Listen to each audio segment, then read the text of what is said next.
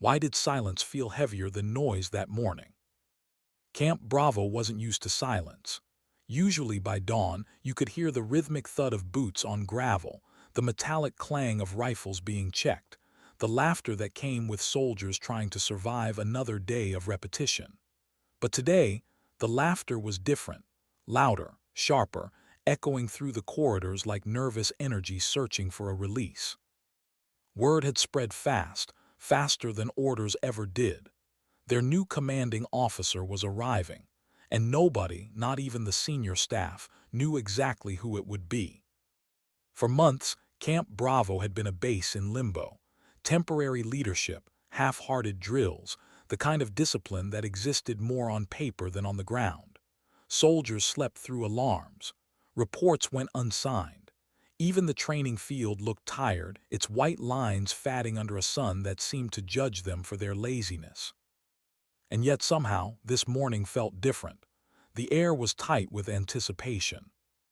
Sergeant Jake Morrison stood near the bulletin board, his coffee cooling between his hands. He wasn't the kind of man to get caught up in gossip, but even he could feel the buzz prickling under his skin.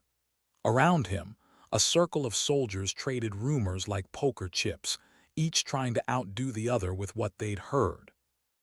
"I heard the new co's from Fort Carson," said Private Chen, his voice carrying that mix of excitement and fear every soldier recognized before a big change.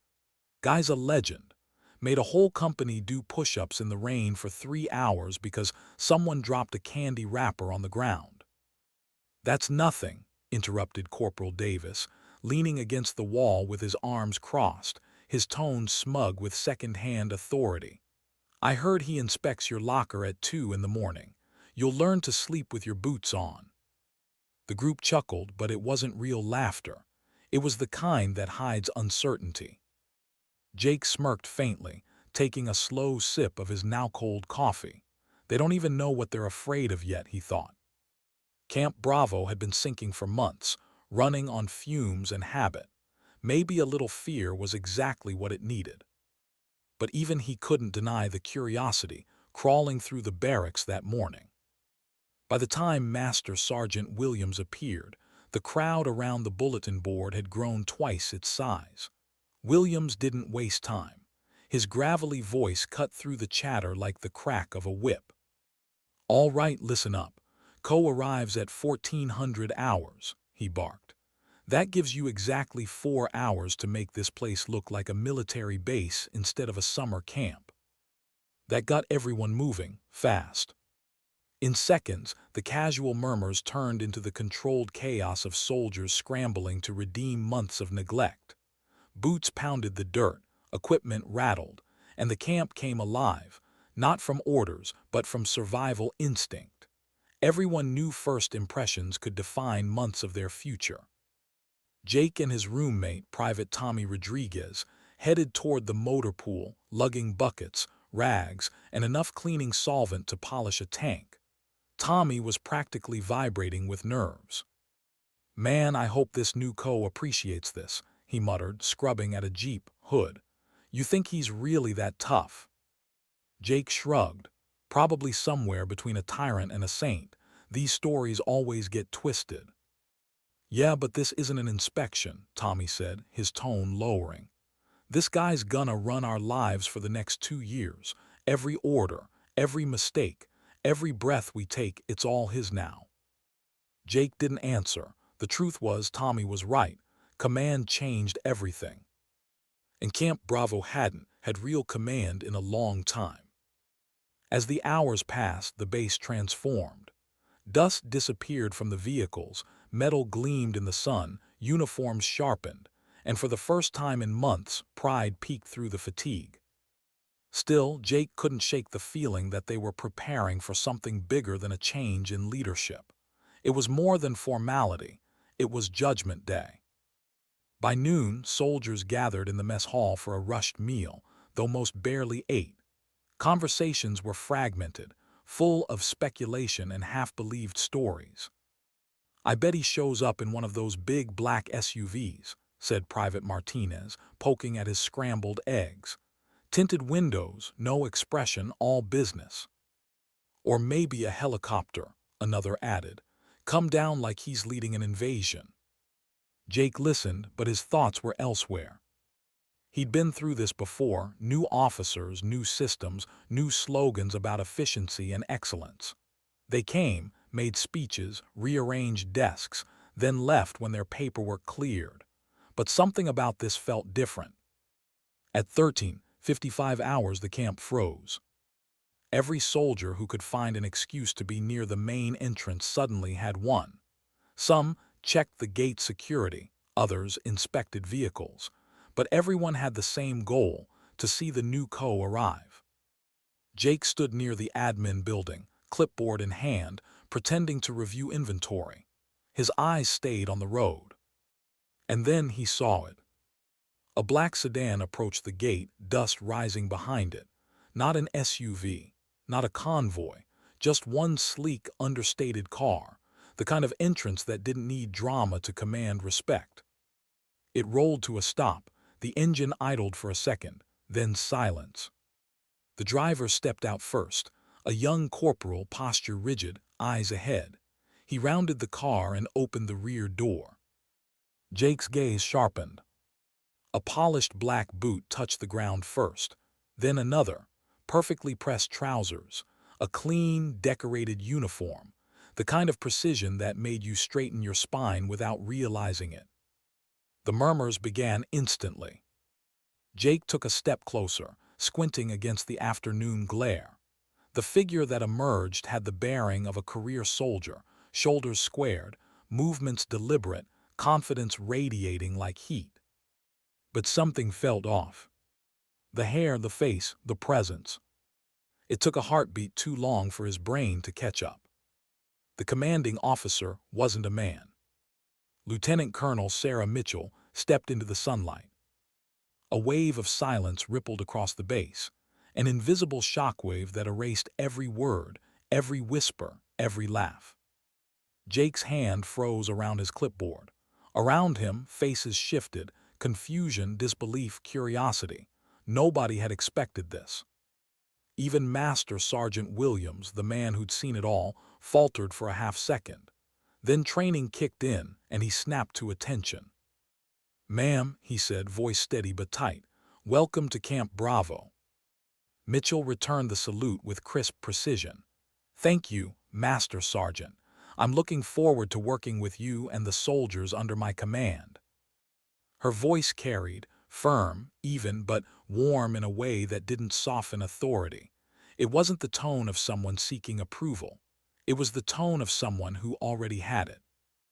As she walked toward the building, sunlight glinted off the ribbons on her uniform, marks of service and sacrifice that silenced doubt before it could form.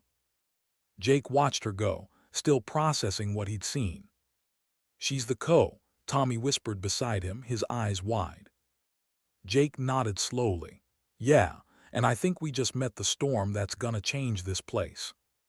The whispers spread like wildfire across the camp. Some soldiers looked curious, others looked skeptical. A few, Jake could tell, looked afraid. By sunset, Camp Bravo was a different place. The usual laughter in the mess hall had turned into quiet, cautious conversations. Nobody knew what to expect anymore. That night Jake lay awake staring at the ceiling.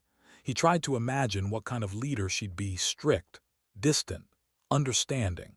He remembered the tone in her voice, the way she didn't flinch beneath all those stares. There was a kind of calm strength there, something unspoken but heavy.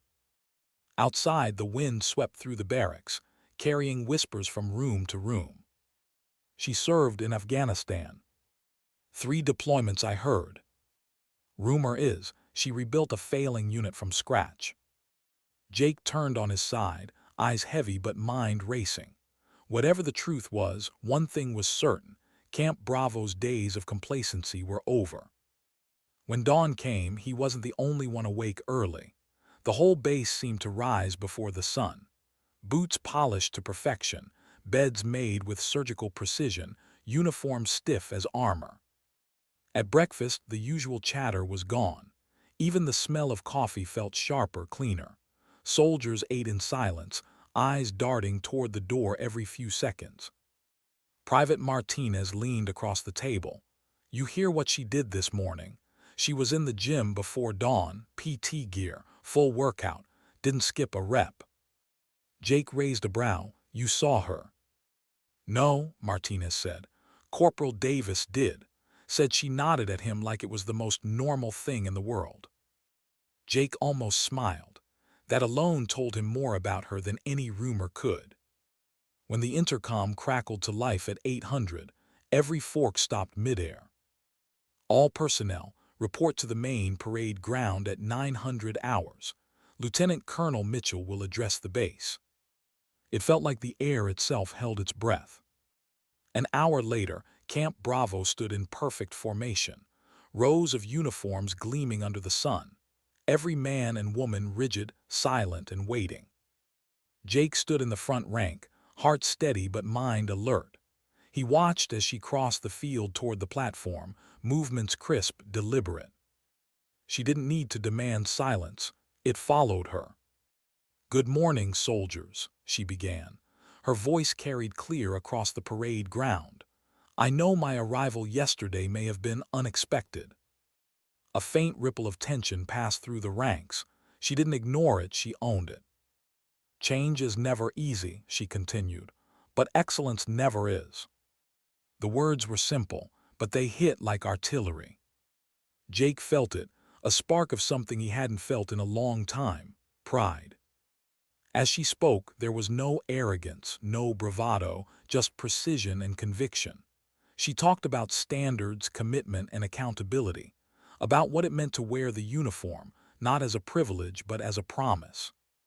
She didn't raise her voice. She didn't need to. The power was in her calm. When she finished, the silence that followed wasn't confusion anymore. It was respect. That day, something shifted. The laughter that once filled the barracks didn't return, but in its place grew something deeper: focus, discipline, pride. The kind that doesn't need noise to prove it exists. And as the soldiers dispersed, Jake realized what that silence really meant. It wasn't fear. It was the sound of change beginning. Why did her silence command more than anyone's shouting ever could? The next morning, Camp Bravo felt like it had been rebuilt overnight. It wasn't that the walls had been painted or the dirt cleared from the corners. It was something less visible, something that hung in the air and changed how people moved. Every door seemed to open a little faster. Every order carried more weight. Every step sounded sharper on the gravel. Jake Morrison woke before his alarm again. That hadn't happened in months. Maybe it was the habit forming after weeks of laziness. Maybe it was the echo of her voice still in his head. He lay staring at the ceiling for a moment, listening. No laughter, no complaints, just boots and the distant clang of weights from the gym. He sat up and rubbed his face. She's really here, he thought, and she's not wasting time. Tommy was already up, buttoning his uniform in perfect silence. The kid's usual grin was gone. Even the way he moved felt different, like someone who'd realized being seen mattered now. "Mess hall?" Jake asked. Tommy nodded, adjusting his collar. "Yeah, before she shows up." They made their way across the base, passing soldiers who were already checking equipment, cleaning gear, rehearsing drills no one had ordered. The camp had become alert, not afraid exactly, just aware. The mess hall was quieter than church. Forks scraping trays, coffee being poured, low murmurs about what she might do next. "She's been in the office since before dawn," someone whispered. "Checked the training schedules, rewrote them herself. Didn't even have breakfast." Jake sat down with his tray, not hungry. The eggs looked the same, but the air tasted different. Private Martinez leaned across from him, eyes darting like he was smuggling secrets. "You hear this? She was at the gym at 500, full PT, didn't stop until the clock hit 6. Tommy raised an eyebrow. "Who told you that?" "Davis. He saw her leaving. Said she looked like she'd just run through a hurricane. Didn't say a word. Just nodded and walked past him like she owned the place." Jake almost smiled. He didn't know what kind of leader she'd be, but he respected anyone who showed up early to set the example instead of waiting to give orders. At exactly 800, the intercom crackled again. All personnel, report to the main parade ground at 900 hours. Lieutenant Colonel Mitchell will address the base. Nobody moved for a second. Then the room emptied like someone had shouted fire. By 900, Camp Bravo looked like a picture in a recruitment poster. Rows perfect, boots aligned, faces steady. The sun was merciless overhead, but no one dared squint. She arrived without fanfare, just the echo of her footsteps crossing the gravel. Jake's pulse kicked as he caught sight of her uniform in the sunlight. The ribbons, the posture, the calm that didn't need to prove itself. When she took the microphone, the air felt like it stopped moving. "Good morning," she said. Her tone was steady, conversational, not theatrical. "I'll be direct. I expect excellence. Not the kind that looks good in a report, but the kind that holds up under fire." She paced slowly in front of the formation, every step deliberate. "I don't believe in fear-based leadership," she continued.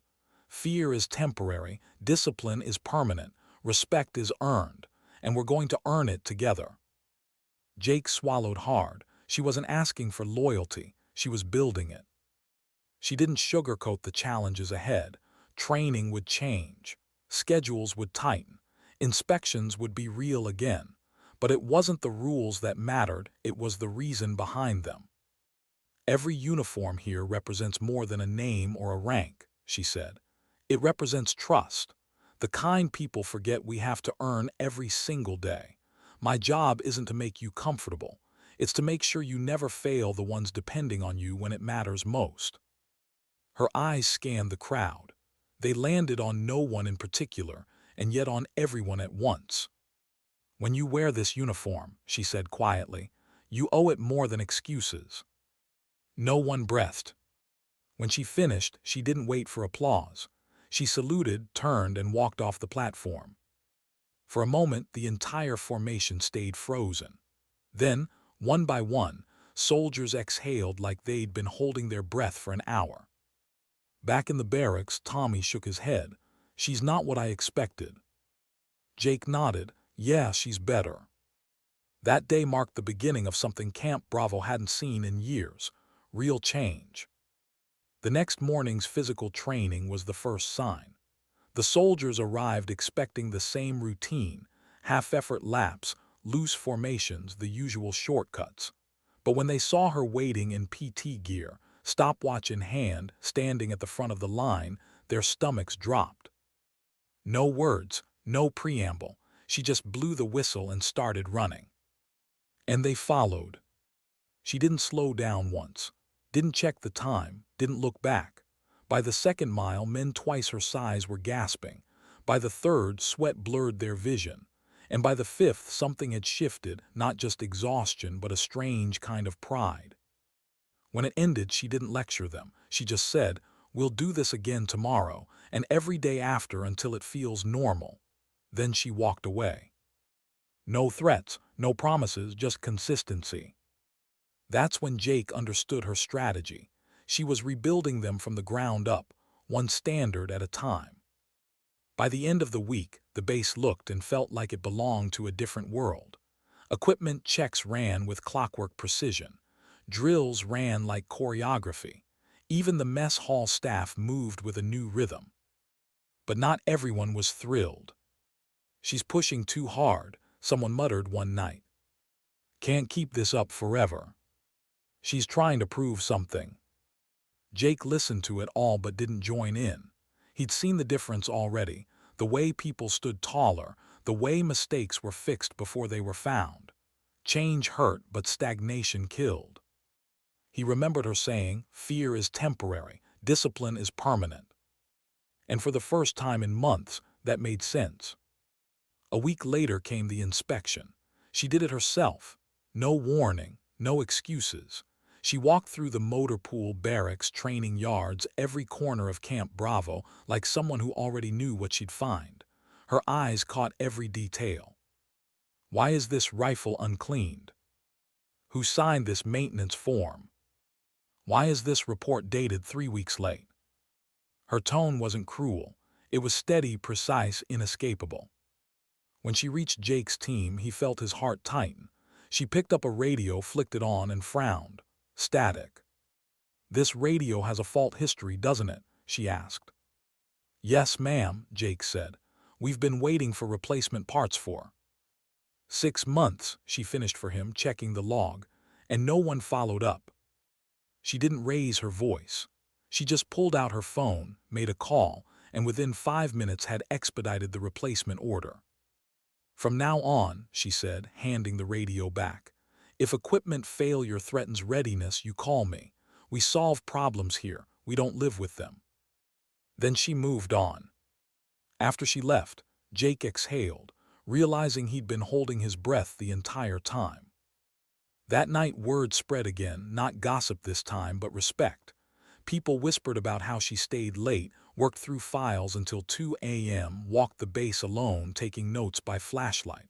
No inspection team. No entourage. Just her, learning every inch of the world she now commanded. Within a month, Camp Bravo began to change shape, not physically but in spirit. Training drills turned competitive. Maintenance logs got double-checked. Reports came in early, clean, and precise.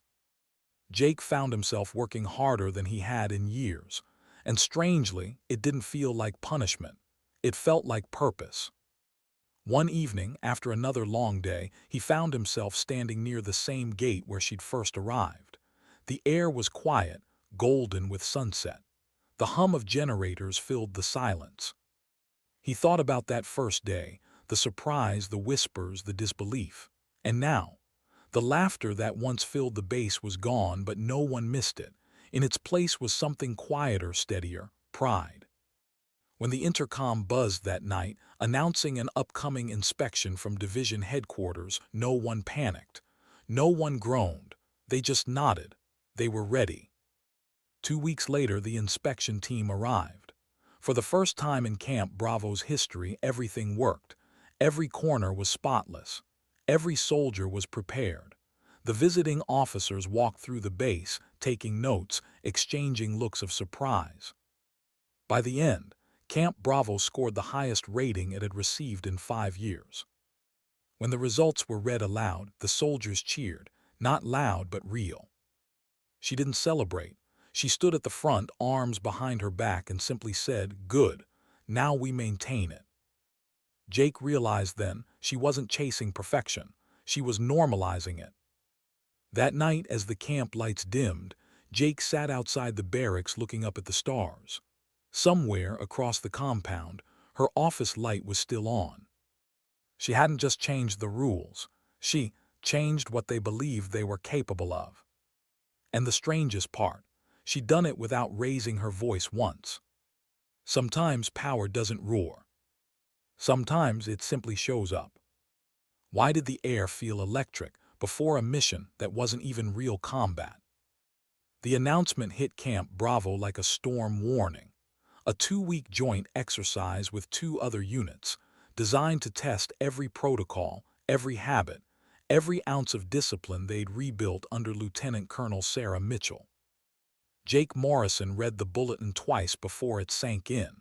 This wasn't another inspection. It was a proving ground, and everyone knew whose reputation was really on the line. By dawn the next day, the motor pool hummed with energy. Mechanics wiped grease from spotless hands, logisticians double-checked manifests, and radio techs tuned frequencies with surgical focus. The place that used to stumble through routines now moved like a single living thing. Mitchell walked among them, clipboard tucked under her arm, boots crunching on gravel. She didn't bark orders. She asked questions that forced soldiers to think. How long to swap out that comm battery? What's your alternate frequency if the primary goes down? What's your fallback if you lose visual contact in the valley? Every answer mattered. Every hesitation became a lesson. Jake's team, communications, had been assigned to maintain contact between the field units and command posts during simulated combat. It sounded simple on paper, but the scenarios were designed to break weak links. Tommy Rodriguez nudged him as they checked gear. You realize we screw this up, it's not just us. She's betting the whole base on how we perform. Jake tightened a cable, jaw set. Then we don't screw up. Preparation week blurred into a rhythm of exhaustion and pride. Mitchell seemed to be everywhere at once, conference room at dawn, training field by noon, command center after dark. She slept less than anyone and never asked for sympathy. What struck Jake most was how she spoke to people. She didn't lecture, she listened, then reframed problems so they saw the solution themselves. Soldiers who used to hide mistakes now brought them forward early, afraid not of punishment but of letting her down. On the eve of the exercise, she gathered the base outside the hangar. The sun was a burning coin sinking behind the hills. This isn't about competition, she said, voice steady through the evening wind. It's about proving to yourselves what discipline looks like under pressure. Don't perform for me. Perform for the standard you built. She let that sit. Then she smiled, small, almost private. See you out there. Day 1. The whistle blew before sunrise. Convoys rolled out, radios crackled alive, and Camp Bravo met the other 2 units on neutral ground, a sea of camouflage, tents, and dust. Mitchell's troops stood straighter, cleaner, quieter. The difference was visible even before a single drill began. An officer from one of the visiting units, a colonel with a permanent smirk, glanced at her formation. Your people look nervous, Mitchell.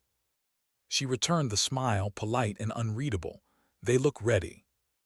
The colonel laughed. He wouldn't be laughing later. The first days were chaos by design. Simulated ambushes, calm failures, sudden retasking. It was meant to overwhelm, but Camp Bravo adapted faster than anyone expected. Jake's headset buzzed nonstop as his team rerouted signals, managed frequencies, and coordinated support.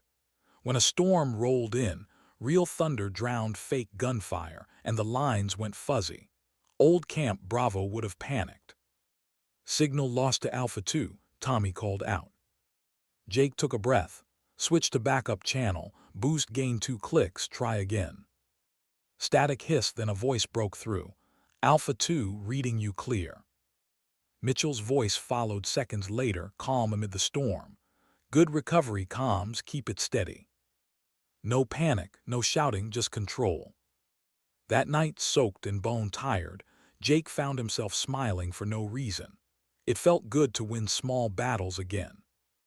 By day 5, the visiting units had started to notice. Their radios lagged, their reports fell behind, their formations slipped. Camp Bravo's didn't.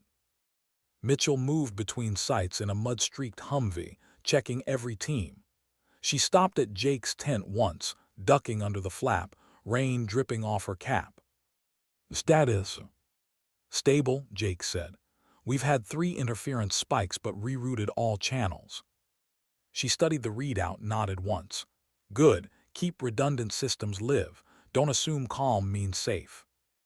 As she turned to leave, he caught the faintest sign of fatigue, dark circles under her eyes, a small tremor in her gloved hand. You been sleeping, ma'am? He asked before he could stop himself. Her answer was a half-smile. Not yet. Then she was gone, swallowed by rain and radio noise. The second week hit harder. The exercise scenarios escalated, supply drops, medical evacuations, communications jamming, nighttime maneuvers. The simulation blurred so close to real combat that soldiers forgot it was practice. During one nighttime drill, disaster struck. A deliberate jamming sequence blacked out half the network just as a simulated casualty evacuation began. Confusion spread like fire. Jake's headset filled with overlapping calls. Echo 1, do you copy? Nothing. Alpha 3, requesting medevac route clearance. Silence. He glanced at Tommy. We're blind. Then a calm voice cut through the static. Comms, this is Mitchell. Find me the interference source. You've got 5 minutes before that evac window closes. "Ma'am, the signal's bouncing between sectors," Jake said, fingers flying across the controls. "It's moving like mobile jammers." "Then think like the enemy," she replied. "Where would you park to block us?" Jake's brain clicked into overdrive. He scanned topographic overlays tracing terrain shadows. "South Ridge, near the drainage line." "Copy, I'm en route." "Wait, you're going out there." But she was already gone. Through night vision lenses, Jake saw the faint silhouette of her Humvee crawling toward the ridge. She wasn't supposed to intervene directly. Commanding officers usually observed from command posts. But that wasn't her way. Minutes crawled, the jamming peaked, then vanished. "Signal restored," Tommy said, disbelief in his voice. Jake keyed his mic. "Command comms restored, evac cleared." Mitchell's voice came back, breathing hard but composed. "Copy, Bravo, proceed." Later, reports confirmed she'd located the mobile jammer herself, disabled it, and returned with mud up to her knees. The evaluators from headquarters said nothing for a long time, just scribbled furiously in their notes. By the final day, the difference was undeniable. Camp Bravo moved like a machine, quick, precise, resilient.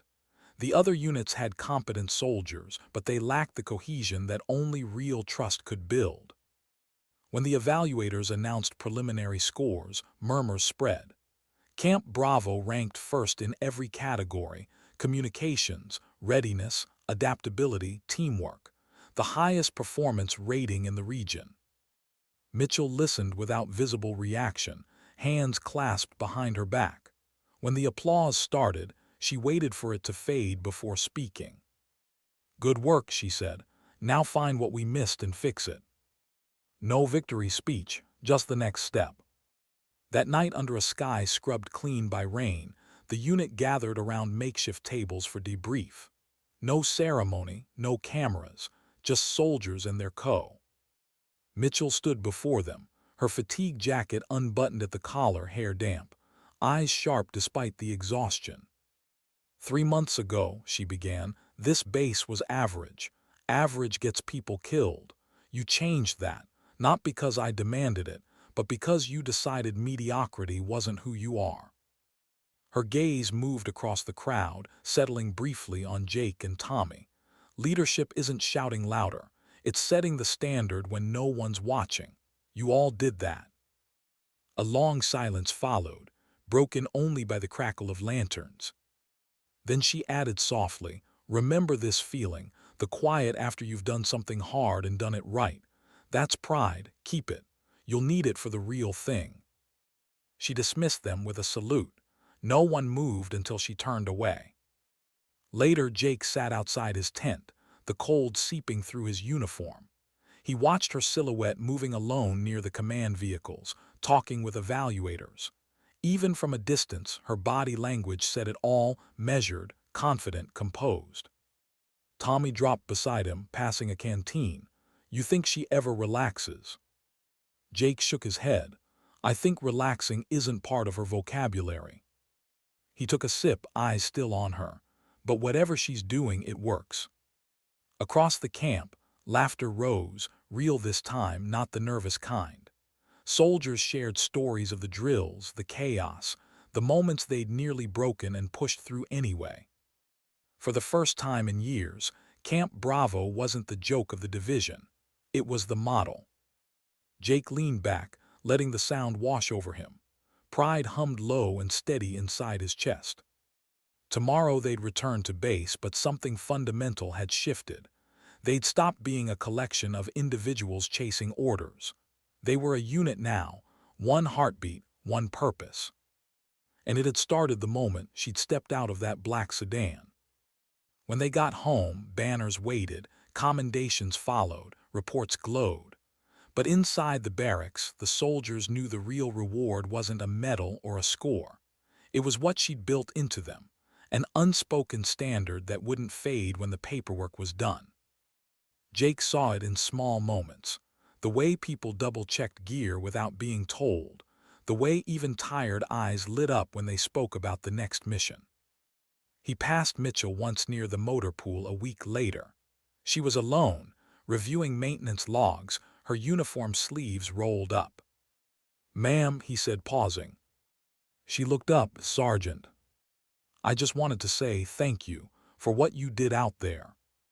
Her expression softened. "I didn't do it alone, Sergeant. None of us did." Then, almost as an afterthought, she added, "The test wasn't the exercise. The test is what you do now that you know what you're capable of." She nodded once and went back to work. Jake stood there a moment longer, the hum of the bass around him, the weight of her words settling deep. He realized that was her real gift, not control, not perfection, but belief. She made them see what they could be and dared them never to forget it. As night fell, he heard the faint echo of laughter drifting through the compound. Not the careless kind from before, but something quieter, prouder. It wasn't noise anymore, it was proof. Sometimes leadership doesn't shout. Sometimes it whispers, "Now you know who you are." Why does true leadership reveal itself only when everything falls apart? The rain hadn't stopped for 3 days. What began as a heavy drizzle had turned into a relentless downpour that blurred the horizon and drowned the sound of generators. By the time the first call came in from Regional Command, Camp Bravo was half submerged in mud. Jake Morrison stood in the comm tent, headset pressed tight, listening to static and half-finished sentences. Somewhere beyond the static was the reality no one wanted to hear. Flooding had wiped out power lines and bridges in 3 towns south of their sector. Hundreds of civilians were stranded, communication towers down, roads gone. Camp Bravo was being reassigned. No drills, no simulation, no do-overs. This time it was real. Lieutenant Colonel Sarah Mitchell arrived at the operations center looking like she'd already been working for days. Her uniform was soaked at the edges, mud streaking her boots, but her eyes burned clear. "Sitrep," she said, voice cutting through the chaos. Captain Harlow handed her a tablet. 3 towns without power, one completely isolated. The state guard stretched thin. "We've been asked to coordinate relief and search efforts for Sector 6. "How many units?" she asked. "Just us, ma'am. We're the only ones within range with functioning communications infrastructure." Mitchell studied the map in silence. Then she looked up. "All right, we move within the hour. This is what we train for." Within 30 minutes, Camp Bravo transformed. Trucks loaded, med kits prepped, generators strapped down. Soldiers moved with the efficiency of instinct, no hesitation, no wasted words. Jake's communication team became the nerve center of the operation. Their job: keep every convoy, rescue team, and helicopter talking, no matter what the storm threw at them. The rain made the world blur. Headlights glowed through sheets of water as the first convoys rolled out. Mud splashed against fenders, radios hissed, tires spun. Jake sat in the lead truck beside Tommy, headset humming with overlapping voices. "Echo 2, clear road ahead." "Negative, bridge washed out." "Copy, rerouting through Hill Road. Watch the slope." Every few seconds, new voices cut in. Stress showed in tone, not words. They were trained for battlefields, not natural disasters.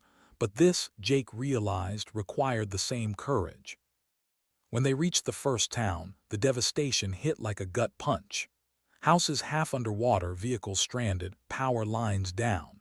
People wading through knee-deep mud, clutching children, food, photos, whatever they could save. Mitchell stepped out of her Humvee into the storm, water running down her face, eyes scanning the chaos. She didn't flinch. She didn't delegate. "Set up triage near the community center," she ordered. "Communications, find me a signal path back to base. Engineers, assess bridge damage. I want air support for supply drops by nightfall." Her voice didn't need to rise. It carried because it was sure.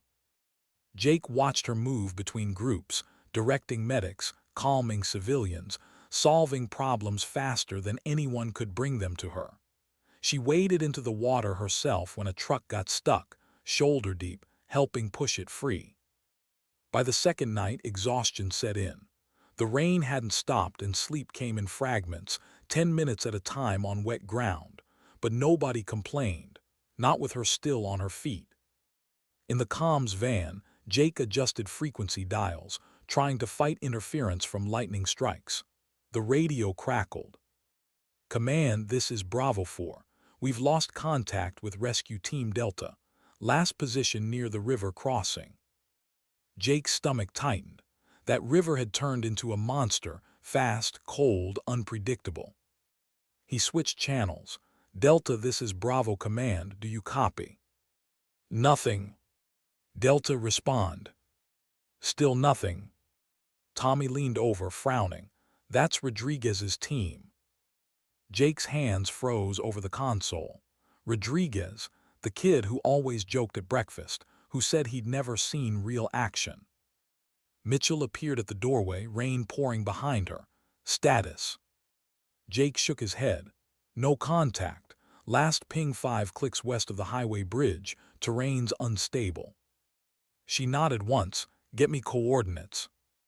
"You're not going out there yourself, are you?" Her eyes met his, calm, steady. "They're my soldiers." And then she was gone. Hours crawled. Lightning split the sky like veins of white fire. The comms tent filled with the smell of wet earth and fear. Finally, a voice cracked through the static. "Command, this is Delta. We've located high ground, injuries multiple, but we're safe for now." Cheers erupted. Jake exhaled for the first time in hours. "Copy that, Delta. Sit tight. Extraction on the way." Minutes later, Mitchell's voice came over the radio.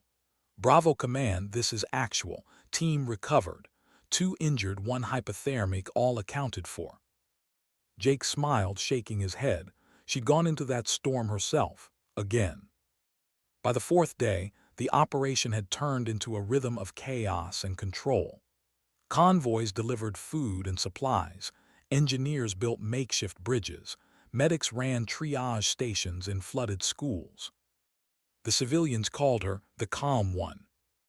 When local officials arrived, soaked and desperate, Mitchell greeted them with firm handshakes and direct eyes. "We'll stabilize your grid," she promised. "We'll get your people home." She meant it. And somehow, despite exhaustion, she made it happen. At night, Jake would see her standing alone near the command tent, staring out at the flooded valley. Her posture always the same, hands behind her back, shoulders squared, silent. He wondered what went through her mind in those moments. Maybe she was thinking of the names she hadn't said out loud yet. Maybe of old missions, old failures, old ghosts. Every soldier carried them. But she carried hers differently, like weights she'd learned to balance. On the 5th night, disaster struck again. A landslide, triggered by relentless rain, buried part of the highway where Bravo's engineering team was working. "Command, we've got multiple trapped under debris," someone shouted over the radio. "We need extraction gear now." Jake felt his stomach drop. He could hear the panic in the background, shouting, crashing, the groan of shifting earth. Mitchell was already moving before the transmission ended. "Get heavy equipment mobilized," she ordered. "Medical team on standby. I want status every 5 minutes." When she reached the site, the scene was chaos. Mud, twisted metal, men digging with bare hands. Floodlights cut through the rain, turning the air into sheets of silver. Without hesitation, she dropped to her knees beside them. Her hands disappeared into the mud, pulling, digging, giving orders through clenched teeth. "Keep the airway clear. Move that beam, careful, steady, good." Hours passed. No one left the site until every man was accounted for. When the final trapped soldier was pulled free, soaked but alive, a spontaneous cheer erupted. Mitchell didn't smile. She just nodded, checked his pulse herself, then told the medics, "Get him warm. Don't let him sleep yet." Jake watched from the comm truck, chest tight. He'd seen leaders delegate. He'd never seen one bleed alongside her troops. By the 7th day, the rain finally began to break. The floodwaters receded, leaving a landscape of ruin and survival. Camp Bravo had saved over 300 civilians, reconnected 2 towns, restored communications to the region. The state governor called it heroic. The media called it flawless coordination. Mitchell called it our duty. When the last convoy returned to base, she stood at the gate, boots still caked with mud, uniform stained with rain and smoke. She saluted each truck as it rolled past. No ceremony, no speeches, just quiet acknowledgement. Inside the mess hall that night, the exhaustion gave way to reflection. Soldiers spoke softly, trading stories from the field. No boasting, just respect. Jake sat with Tommy, staring into his coffee. "You ever think we'd be part of something like that?" Tommy shook his head, not before she showed up. Jake nodded slowly. "Yeah, she made us ready without us even realizing it."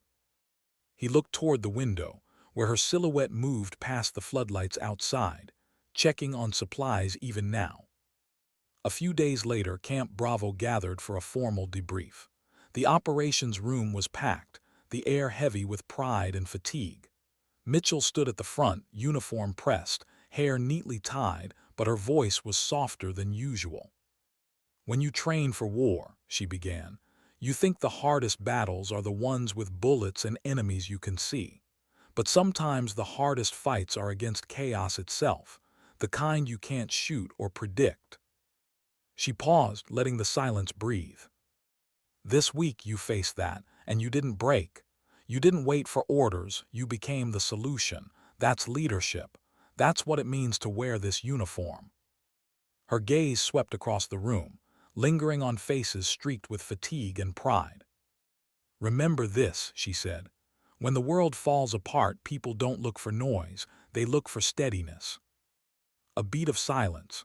Then she added almost to herself, "And steadiness isn't born, it's built." When she dismissed them, no one moved right away. The applause that followed wasn't loud, but it was honest. Weeks later, when higher command arrived to commend the operation, Jake stood near the parade ground watching her accept the citation. Her expression stayed composed, professional. But he noticed her hand tighten slightly around the folder, a flicker of emotion she didn't let show. After the ceremony, he approached her. "You proud of what we did, ma'am?" She looked at him, then out toward the field. "Proud, yes, but more than that, grateful." "For what?" "For proof," she said quietly, "that the right people, trained the right way, can face anything." Jake nodded, "Even the unexpected." She smiled faintly, "Especially that." That night, as the lights dimmed across Camp Bravo, Jake walked the same path he had months ago, the one where he'd first watched her step out of that black sedan. Everything looked different now. The buildings cleaner, the flags brighter, the air somehow lighter. But the biggest change wasn't visible. It was inside the people who lived here. They stopped laughing to pass time. Now, when laughter returned, it meant something. He thought of the storm, the mud, the faces of those they'd saved. And he realized that this quiet, humble steadiness, was what she'd been building all along. True strength didn't shout. It didn't demand to be seen. It simply endured. Sometimes dignity doesn't speak. It simply acts. Why did triumph feel heavier than failure when the noise finally stopped? For a while, silence hung over Camp Bravo like an old friend. The rain was gone, the roads had dried, and the air smelled of earth rather than smoke or fuel. But even as sunlight returned, something lingered, an aftertaste of exhaustion, of what they had seen and done. The flood mission had made them heroes. The brass from division headquarters sent commendations. The governor's office mailed plaques. A military magazine even requested interviews for a feature about the unit that brought hope. None of it felt like victory. Jake Morrison stood at the edge of the training field one evening, watching the sunset stretch across the gravel. Soldiers jogged by, faces calm but eyes different, older somehow. The flood had taken pieces of everyone, not in wounds but in silence. He still heard it sometimes, the radio static, the screams from the landslide, the sound of rain pounding on steel. Behind him, footsteps, still standing at parade rest when no one's watching. He turned to see Lieutenant Colonel Sarah Mitchell walking toward him, sleeves rolled, a clipboard tucked under her arm. The sunlight turned her hair to gold, though her eyes were darker than he remembered. "Force of habit, ma'am," Jake said, straightening automatically. She stopped beside him, following his gaze toward the field. "You'd be surprised how much of the Army is habit," she said softly. "The rest is learning when to break it." For a while they stood there in quiet, the kind of quiet that wasn't uncomfortable, just full. Finally Jake said, "I don't think I've ever seen this place still." "It won't last," she replied. "Peace never does, but that's not always a bad thing."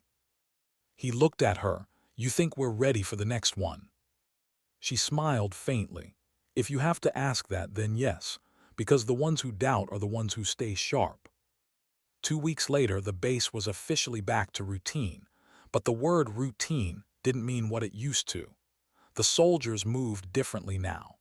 Training sessions ran longer, not because they had to, but because no one wanted to be the weak link again. The pride that had grown during the joint exercise had hardened into quiet confidence. It showed in posture, in tone, in the way soldiers spoke to each other. Mitchell noticed it too. During morning briefings, her eyes would linger on the faces before her, not to judge, but to read. She had a way of seeing people without saying much, of knowing when someone was hiding a storm behind a salute. Jake saw it firsthand when she stopped by the comms building one afternoon. He and his team were recalibrating equipment when she appeared in the doorway. "Sergeant Morrison," she said, her tone as calm as ever, "walk with me." They stepped out into the midday heat. The sound of drills echoed from the far side of camp. "Your team performed well during the operation," she began. "Thank you, ma'am." "But," he said, sensing it. She glanced sideways at him. "You've been on base long enough to see both versions of Camp Bravo, the one before and the one now. Tell me what you notice." Jake hesitated. "They're sharper, more disciplined, but—" "But what?" He exhaled. "They're tired, not physically, mentally. Some of them don't know how to slow down anymore." Mitchell nodded slowly. "That's the danger of success. It can feel like failure if you stop moving." He frowned. "What do you do about it?" She gave a small smile. "You remind them that discipline isn't punishment, it's protection, from chaos, from doubt, from themselves." They walked in silence for a moment before she added quietly, "And you keep an eye on them, especially the ones who seem fine." Jake nodded. He understood. A few days later, the first cracks appeared. Private Collins, one of the youngest radio techs, missed morning formation. When Jake found him, he was sitting behind the comms trailer, staring at nothing. "You good, Collins?" The kid blinked, startled. "Yeah, Sergeant, just tired." Jake sat beside him. "You did good work out there, you know that, right?" Collins nodded, but his eyes stayed distant. "I keep hearing the river," he said. "When it collapsed the bridge, I keep hearing it." Jake didn't have an answer. He'd been hearing it too. That evening he told Mitchell. She listened without interruption, arms folded, expression unreadable. Finally she said, "He's not alone. None of you are, but this isn't something I can order fixed." She looked out the window toward the barracks, voice softer now. "You ever notice how war stories end right after the victory? No one talks about what comes after, about how quiet becomes the hardest thing to survive." Jake nodded. "Yeah, the silence is louder than the gunfire." She met his eyes. "Then help them through it, that's leadership too." Weeks passed. Slowly the laughter returned, different now, lower, real. Soldiers who'd once feared failure now shared stories of what they'd survived. Mitchell didn't hover. She trusted them to find balance. But she never stopped watching. Every night she walked the perimeter, checking on the guards, talking to whoever was awake. It wasn't protocol, it was her way of keeping the pulse of her command. One night Jake joined her on the walk. The moon hung low, pale against the desert clouds. "You ever rest, ma'am?" he asked. "Eventually." He smiled. "Ever think about where you go next? What comes after all this?" Her steps slowed. "I used to," she said quietly. "Before Afghanistan, before I learned that next is a luxury. You stop planning and you start maintaining." Jake looked at her, surprised. It was rare for her to talk about herself. "You served there long." "3 tours," she said. "Long enough to learn that leadership isn't about orders. It's about staying when it's hard to watch." She stopped walking, eyes drifting toward the horizon. "You know what broke me once? It wasn't the missions that failed. It was the ones that succeeded but cost too much." There was a long silence. The wind moved dust along the ground like whispers. Jake said softly, "And you still came back." Her gaze met his. "Everyone breaks. The trick is learning how to rebuild stronger. That's what we're doing here." The next morning brought orders from division headquarters. Camp Bravo was officially designated as a model unit for leadership development. Other commanders would rotate through to study Mitchell's methods. When the announcement was read aloud, the base cheered. It should have felt like triumph. But later, in her office, Mitchell sat alone staring at the commendation certificate. Jake knocked lightly before entering. "Permission to speak freely, ma'am." "Always." He nodded toward the framed award. "That's a big deal." "It's paperwork," she said simply.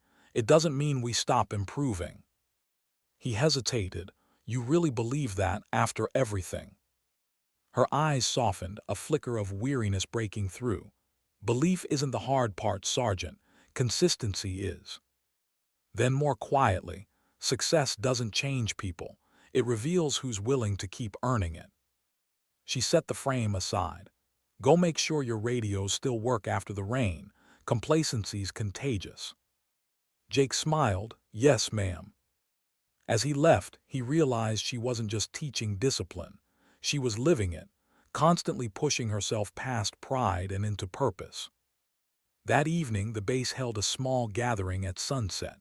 No formal speeches this time, just a quiet moment of recognition. Soldiers stood in a loose circle around the flagpole, their faces lit by fading orange light. Mitchell spoke only briefly. "What we built here," she said, "wasn't perfection. It was resilience. You learned how to bend without breaking, how to lead when no one's watching, how to believe in each other even when everything else falls apart." Her gaze swept the group, pausing on each face. "Hold on to that, because sooner or later life will test you again, and you'll realize that what you learned here wasn't how to follow orders, it was how to keep going." She saluted them once, then stepped back. No applause followed, none was needed. That night Jake sat outside the barracks watching the stars flicker. The camp was quiet again, but it wasn't the same silence as before. It was the silence of endurance, of a place and a people that had been remade. Tommy joined him, sipping from a metal mug. "Crazy to think how far we've come," he said. Jake nodded. "Yeah, remember when we thought the new co was gonna be some angry guy from Fort Carson?" Tommy laughed softly. "Yeah, guess we got something better." Jake's smile faded into thought. "You ever wonder if she gets tired of carrying all of us?" Tommy looked toward her office where the light still burned.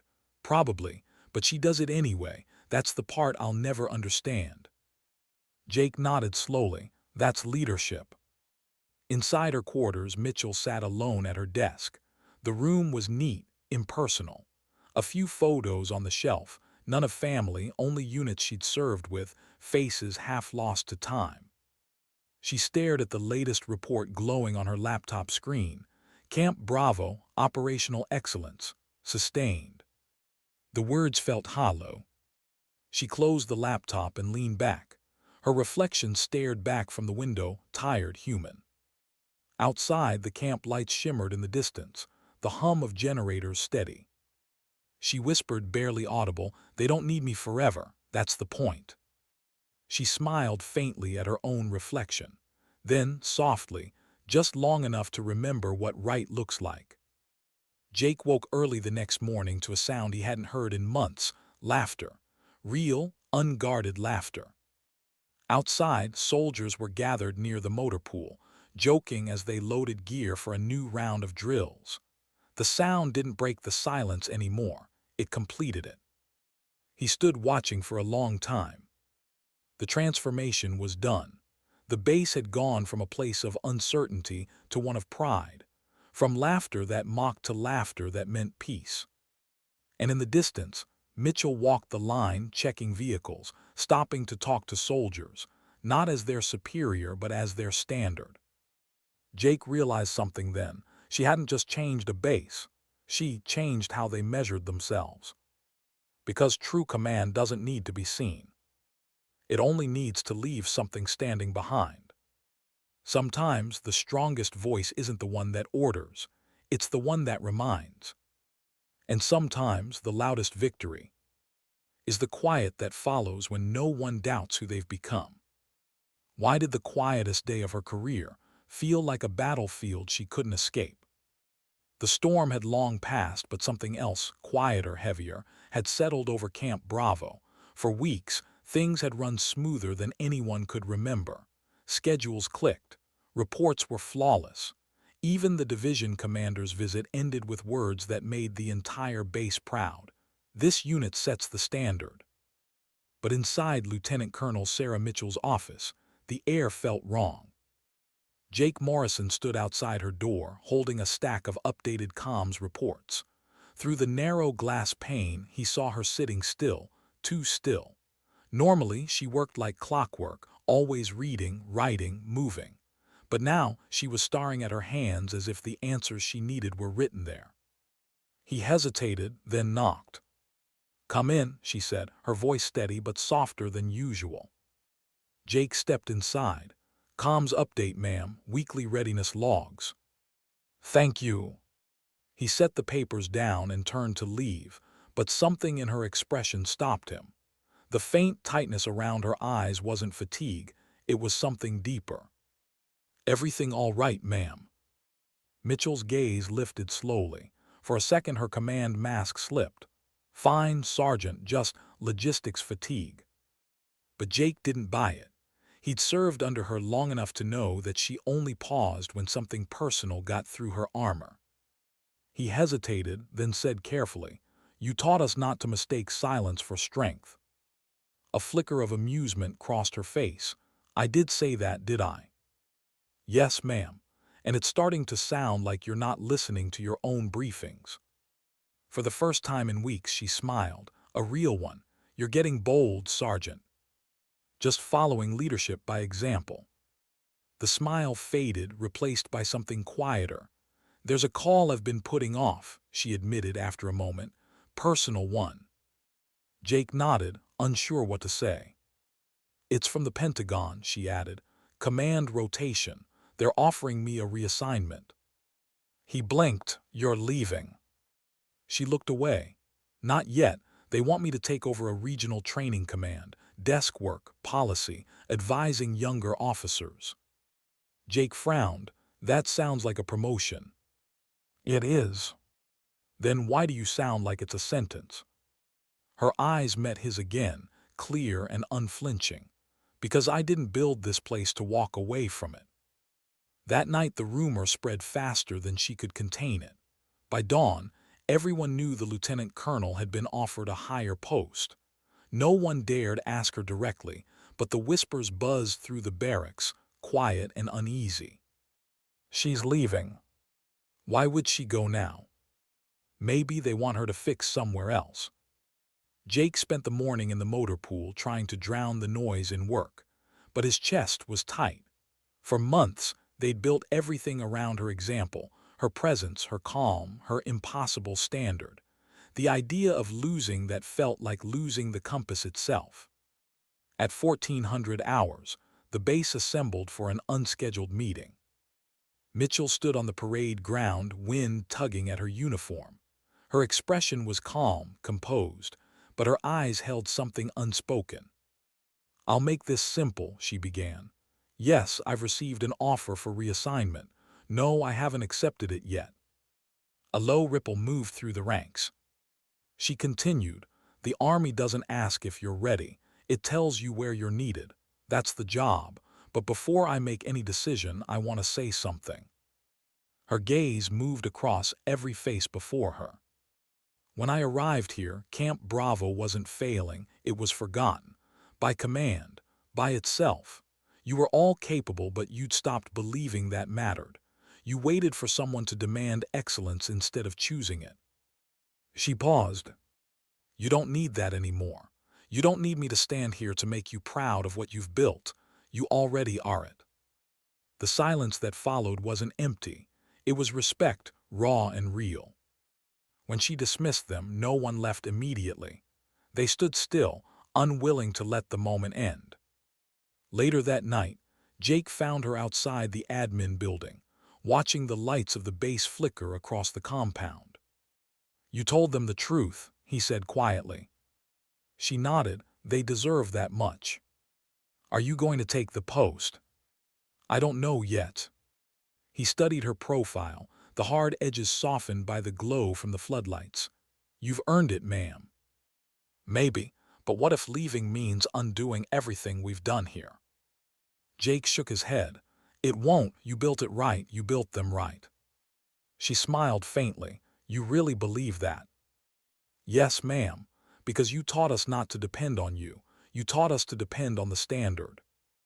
Her eyes softened, and for a moment she didn't look like a commanding officer at all, just a person caught between pride and fear. "Then maybe I did something right," she said quietly. Days passed and life went on, but an invisible weight pressed on everyone.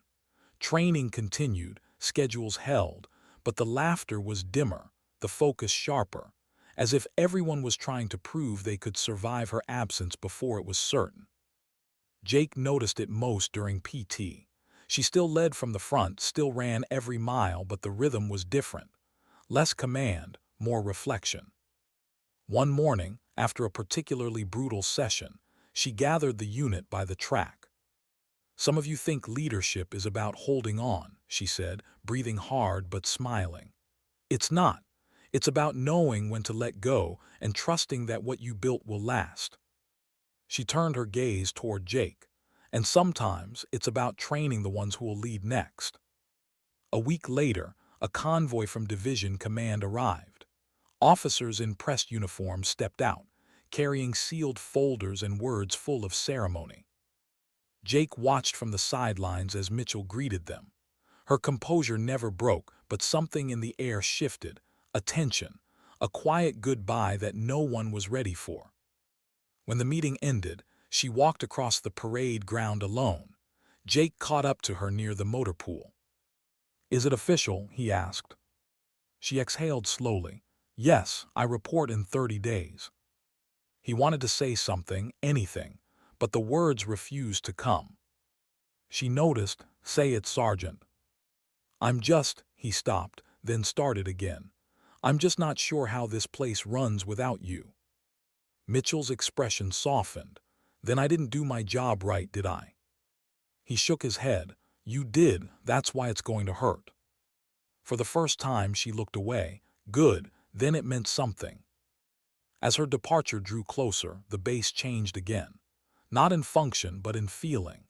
Every training drill, every meeting, every inspection carried a quiet reverence, like the days of a great storm passing into memory. On her final week, she gathered the base one last time. No fanfare, no brass, just her and the soldiers she'd transformed. "You don't build excellence through fear or pride," she said. "You build it through repetition, through care, through believing in something even when no one's watching." She paused, then continued softly. "When I first came here, I thought I was here to teach you discipline. But you reminded me of something I'd forgotten, that leadership isn't a rank. It's a relationship, one built on trust." Her eyes met Jake for a brief moment, and trust doesn't end with transfer orders. Then she did something no one expected. She removed her cap, tucking it under her arm, and stood bareheaded before them.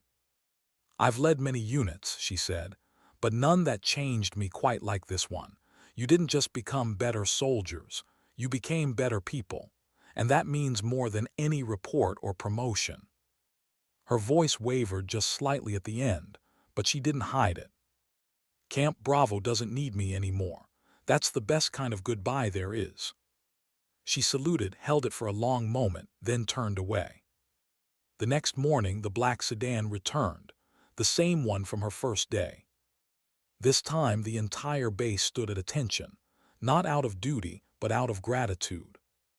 Jake watched her shake hands with Master Sergeant Williams, exchange quiet words, then turned to face them all one last time.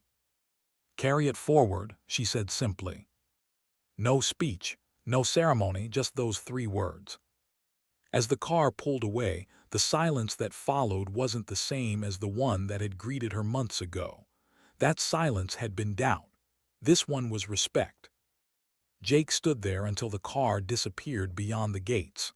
Around him, soldiers stayed rooted to the spot, not because they had to, but because none of them wanted to move first. He finally whispered, "She'll come back someday." Tommy, standing beside him, shook his head gently. "She doesn't need to. She's already here." Jake looked at him, confused. Tommy gestured toward the soldiers around them, each one standing taller, prouder, stronger. "See, she built herself into this place." Jake nodded slowly, a faint smile forming. "Yeah, she did." He looked toward the horizon where the car had vanished. The air felt strangely calm, as if the world had exhaled. That evening, Jake found her old office unlocked. Inside, everything was spotless. Only one thing remained on the desk, a single sheet of paper. He picked it up. It was her handwriting. "Discipline isn't about control, it's about care. For the mission, for the people, for yourself. Don't forget the last part." He folded the note carefully and slipped it into his pocket. Outside, the flag stirred in the twilight wind. Camp Bravo was still standing, still alive, but it wasn't waiting for anyone anymore. It was ready. Sometimes leadership means fighting storms. Sometimes it means knowing when to walk away. But always, it means leaving something better behind. Why did everything suddenly feel heavier when she wasn't there to steady it? The first morning without Lieutenant Colonel Sarah Mitchell felt wrong before the sun even rose. The air inside Camp Bravo carried a strange quiet, too careful, too aware of itself. No sharp commands. No measured footsteps echoing down the gravel paths at dawn. Only the sound of boots moving slower than usual, as if everyone was waiting for someone to remind them that the day had begun. Jake Morrison was the first one out of the barracks. His uniform was pressed, his cap perfect, his radio clipped at a precise angle, every detail right. But as he walked toward the command post, the silence followed him like a shadow. Inside, the familiar hum of activity had dulled. A few officers stood by the map table, talking in low voices. Master Sergeant Williams glanced up as Jake entered.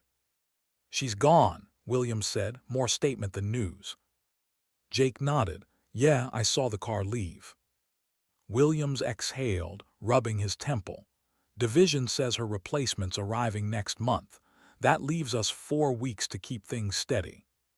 "4 weeks," Jake repeated. "We've done harder." The older man smiled faintly.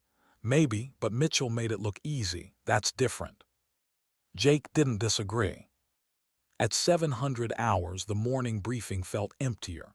Jake stood where she used to, at the side of the room, not the head. The rest of the team gathered. Harlow, Tommy, the engineers, the medics. No one said it, but everyone felt it. Mitchell's absence wasn't a gap in leadership. It was an echo in identity. Jake cleared his throat. "All right, folks. We've got standard readiness checks this week. Logistics drills on Thursday, equipment inspections Friday. Nothing fancy. Let's keep her standard." He meant it as reassurance, but when he said her, Something in his voice cracked just slightly. They noticed, and instead of weakening the room, it grounded it. For the first time since she left, they smiled. Days slipped into rhythm, and Jake found himself doing things she used to do without even realizing it. Walking the perimeter after dark, checking on teams mid-drill, asking questions that forced people to think, not just follow. He never raised his voice. He didn't need to. The echo of her tone lived in the cadence of the bass itself. But he also learned quickly that her calm wasn't just natural, it was earned. The weight of responsibility pressed heavier than he expected. During one maintenance inspection, two mechanics argued over a broken generator that had delayed a convoy. The situation was escalating fast. Jake stepped in. "What's the issue?" The younger soldier started. "Sir, he's saying it's operator error." "Stop," Jake said gently but firmly. "You're both right, it failed, that's the fact. Now tell me what we learned from it." The room went silent. Then one of them said quietly, "We should have double-checked the voltage." Jake nodded. "Good, next time do it. No paperwork, just precision." He saw it then, the flicker of respect in their eyes, not fear, respect. That was how she'd done it. 2 weeks passed, routine steadied again, and then without warning chaos found them. It always did. A regional supply convoy, one that Bravo had helped coordinate, went dark. No contact, no response.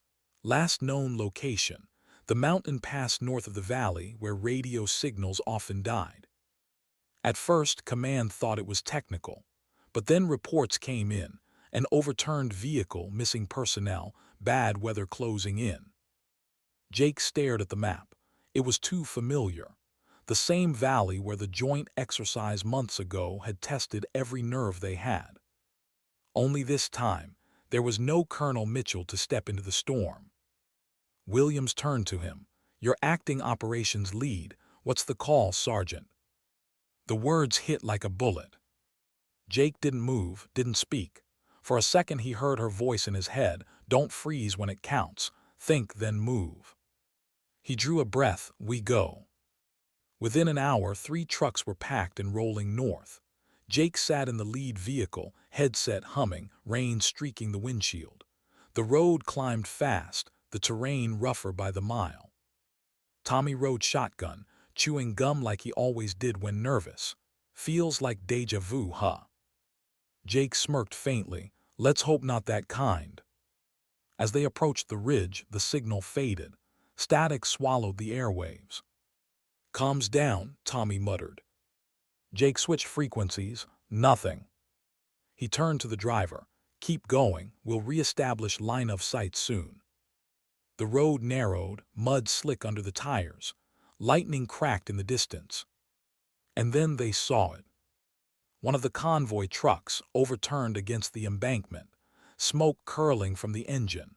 2 soldiers standing near it, waving frantically. Jake jumped out before the truck stopped moving. "Status." "Road gave out," one of the men shouted. "Driver's hurt, pinned." Jake and Tommy rushed forward, mud splashing up their legs. The driver was trapped inside, leg wedged under twisted metal, blood mixed with rain.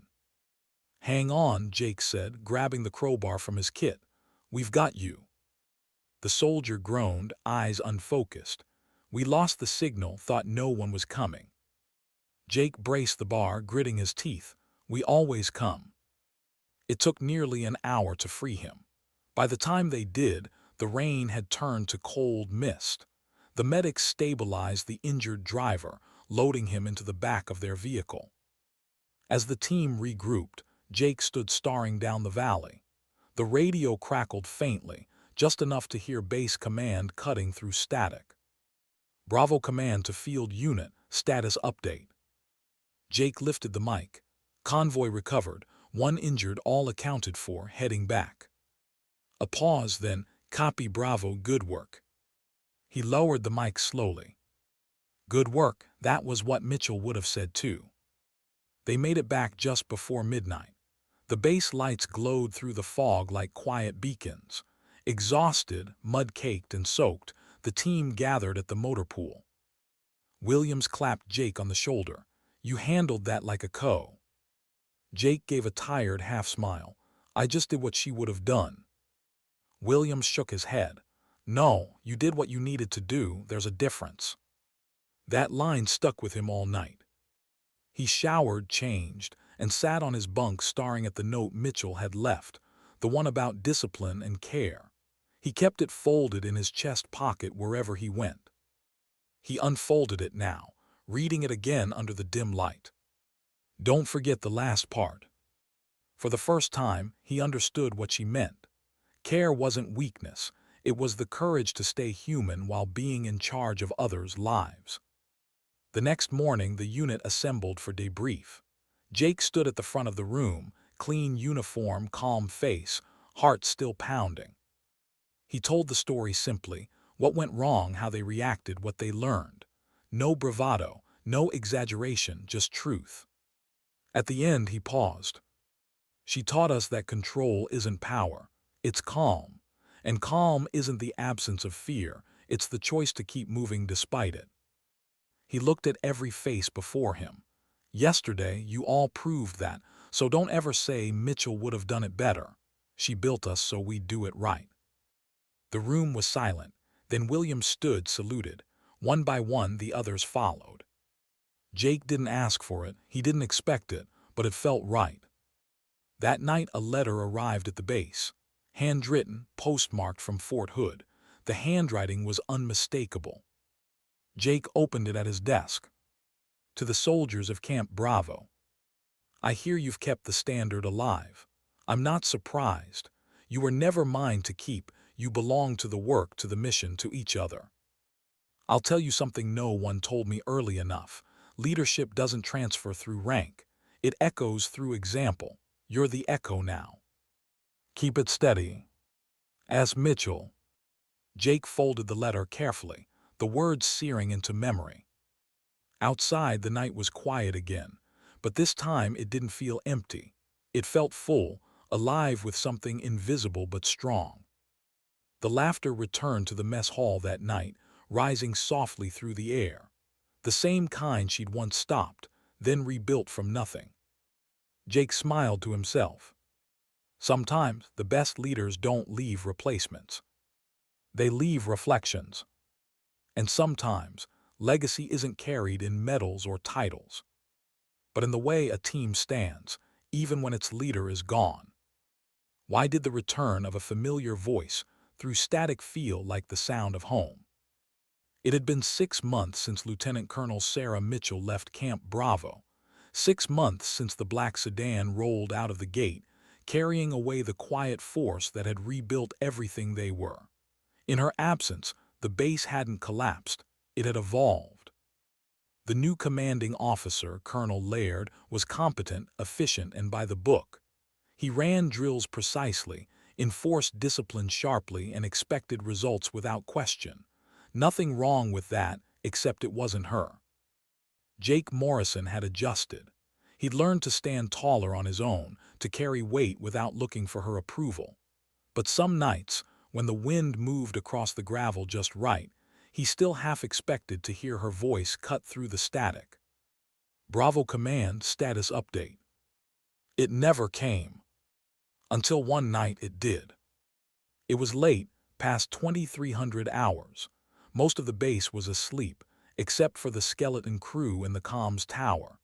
Jake was on duty, running a final systems test before handing off to night shift. The radio hissed softly in his headset, white noise filling the dark. Then, just for a moment, there was something else. A frequency spike, a flicker of sound. He frowned, adjusted the dials. "Bravo Command, this is..." Static swallowed the rest. The signal was faint, distant, distorted. He leaned closer. "Say again, identify." "Nothing." Then clearer this time. "Bravo Command, this is Mitchell." Jake froze, the air seemed to thin around him. He hadn't heard that voice in half a year. Calm, clipped, precise. The tone that made chaos listen. He swallowed hard, instinct kicking in. "Ma'am, say again." Static, then a breath. Testing relay net from training sector Charlie. Looks like your frequencies still remember me. Jake let out a shaky laugh. Ma'am, yeah, they do. By morning, the rumor had spread. Mitchell was back in the region, not as a commander but as an instructor for the division leadership program. Officially, she was here to train other officers. Unofficially, she was visiting. The base buzzed with something electric. Not excitement exactly, but anticipation. Colonel Laird handled it professionally, of course. He scheduled a formal inspection, a leadership seminar, the kind of protocol-heavy visit command loved. But to the soldiers who had lived under her rule, this wasn't paperwork. It was something personal. By noon, the gates opened. The same black sedan rolled in. And when she stepped out, it was like time folded. Her uniform was crisp, but she looked different, lighter somehow. Her eyes still sharp, her stance still strong, but the lines around her mouth carried something softer. Jake stood among the formation, watching. The air was still, every soldier standing straighter than they had in months. Colonel Laird greeted her formally. Lieutenant Colonel Mitchell, welcome back to Camp Bravo. Thank you, Colonel, she replied, shaking his hand. I hear you've been keeping them sharp. He smiled politely. They've made that easy. When her gaze swept the formation and met Jake's, it stopped for just a heartbeat. No smile, no nod, just that same quiet acknowledgement she'd always given him, the kind that said, I see you. Her visit stretched over 2 days. Officially, she was there to review leadership methods, observe training, and provide feedback on operational discipline. But the soldiers saw through that. She walked the same paths she once patrolled, stood by the same hangars where she'd taught lessons with no whiteboard or lecture. Wherever she went, conversation quieted, not out of fear but respect.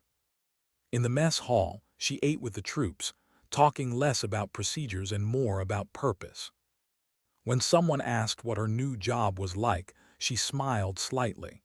It's strange, she said. Training officers instead of leading soldiers feels like teaching people to paint when you miss the smell of the battlefield. Tommy grinned. Bet they still jump when you raise an eyebrow, ma'am.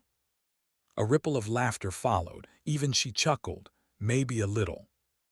But Jake noticed the look in her eyes, distant, thoughtful, like someone who'd built a home and was visiting its ghost. On the second day, she requested to observe a live field drill. Colonel Laird agreed, though with a cautious smile. He knew who he was dealing with. By late afternoon, Camp Bravo was in full motion. Simulated convoy under fire, medevac coordination, communication synchronization. Jake led the comms team again. The plan was tight, the execution flawless at least, until a sudden signal blackout hit mid-drill. Static, dead air. Laird turned toward the ops tent. What's happening? Jake was already recalibrating. Interference spikes, sir. We'll reroute in 90 seconds. Mitchell stepped forward, hands clasped behind her back. Not 90, she said quietly. 45. Reroute through the emergency shortwave. Run the override manually. Jake blinked, then realized she was right. He'd seen her do that exact maneuver once before. He did as told, hands flying over the dials. Signal restored, Tommy said, eyes wide. Laird's brows lifted. Well, efficient. Mitchell's tone was calm. They remember what they learned. Jake glanced up at her. We had a good teacher. Her eyes softened, barely, but enough to show she'd heard the weight in his words. That evening, as the sun bled across the horizon, she walked the perimeter one last time. Jake found her there, standing where the fence met the ridge, the wind lifting her hair slightly. Didn't think you'd leave without one more walk, he said, approaching quietly. She smiled without turning. Some habits die hard. He stood beside her, both watching the field lights flicker on below. The base still feels like you. It shouldn't, she said softly. It should feel like you now. He looked at her, puzzled. You mean me? You, she said. And everyone who stayed, I just built the frame, you filled it in. He was quiet for a long time. It's strange, he admitted. I used to wonder how you stayed so calm. Then I realized you weren't calm because you had no fear. You were calm in spite of it.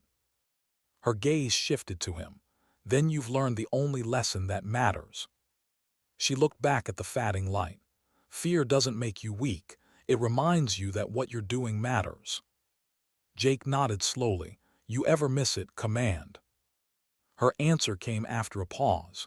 Every day, but missing something doesn't mean you're supposed to go back to it. He didn't press. Some silences didn't need breaking.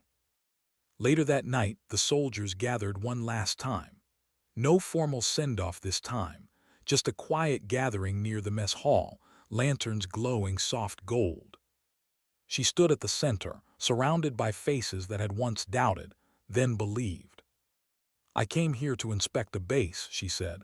Instead, I found a legacy, not mine, yours. She glanced at Jake, at Tommy, at the others. You've kept the standard not through fear, but through care, and that's harder than any order to follow. Her voice dropped lower, steadier. When I first arrived here, you laughed because you didn't know what leadership looked like. Now, you laugh because you've earned peace. That's the difference. Her eyes glistened slightly, not with tears, but with something deeper. Pride, maybe, or gratitude. Don't let the world take that from you, she said softly. Not the noise, not the orders, not the storms. Protect this, what you've built. Then she saluted them, slow and deliberate. The gesture no longer felt like rank.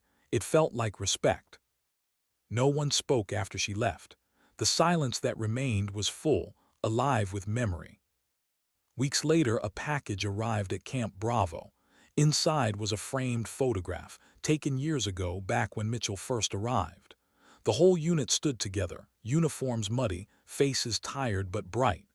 On the back, in her handwriting, were 6 words. Remember the quiet between missions. Jake hung it in the comms room, right above the radio console. The same radio that had carried her voice through static one last time. That night, as the lights dimmed, he sat by the window, watching the stars tremble above the horizon. He thought about her voice, its steadiness, its warmth, its strength. He thought about how she'd walked into their world when it was falling apart and taught them to rebuild quietly. And he realized something. Leaders don't always return to be seen. Sometimes they return to remind you that what they gave you was never meant to fade. Camp Bravo was still alive, still steady, still carrying her name without saying it. Jake looked at the photograph once more, a small smile tugging at his mouth. Sometimes, legacy isn't written in reports or ranks. Sometimes it's carried in how people stand when no one's watching. And sometimes, dignity doesn't speak. It simply lives on.